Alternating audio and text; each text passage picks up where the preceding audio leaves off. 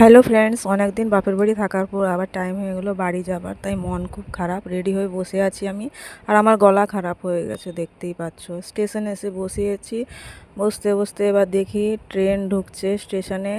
আর স্টেশনে এসেছিলো বাবুদাদা ছাড়তে, বাবুদাদা ট্রেনে উঠিয়ে দিয়ে চলে গেল টাটা করে। আর এরই মধ্যে ট্রেন ছেড়ে দিয়েছে। তো ট্রেনে ঢুকতেই আমার খিদে পেয়ে গেছে, তাই পপকর্ন খেলাম, শসা খেলাম, যেহেতু আজকে মানডে ছিল।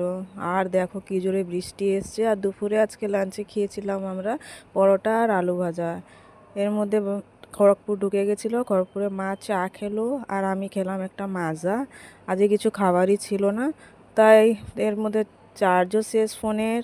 আর দেখো জাস্ট ওয়েদারটা খুব সুন্দর হয়েছিল, খুব সুন্দর ওয়েদার, খুব ভালো লাগছিল। ট্রেন আজকে 4 ঘন্টা লেট ছিল, সব ব্যাগ নিয়ে আমরা বসে আছি নামবো, বাট ট্রেন খুব লেট ছিল।